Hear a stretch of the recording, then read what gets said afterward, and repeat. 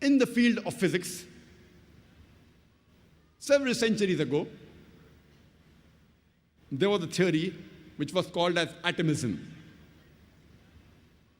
This was advanced by the Greeks, especially Democrats, who lived 2,300 years before.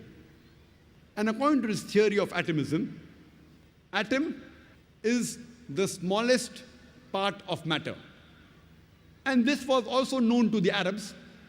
And the Arabic word for atom, in Arabic, it's called as zarra. And the Arabs also agreed the smallest part of matter, nothing can be smaller than that.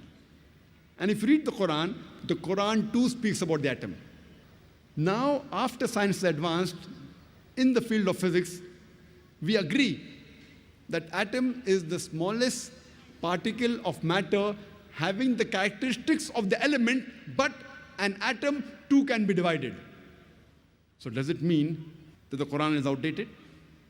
Quran says in Surah Sabah, chapter number 34, verse number 3, as well as in Surah Yunus, chapter number 10, verse number 61, that when they say, that is unbelievers, that the final hour will never come, tell them it will surely come by the Lord, in whose knowledge is the unseen,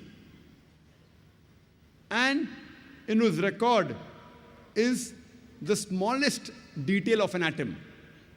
And there is nothing smaller or greater than an atom which is not there without being mentioned in his record. Clearly, that's propitious. So the Quran says that Allah has the knowledge of the unseen, the minutest detail of the atom is mentioned, and even things greater and smaller than the atom is very clearly mentioned in his record. So the Quran mentions 1400 years ago that there are things smaller than the atom, which science has discovered recently.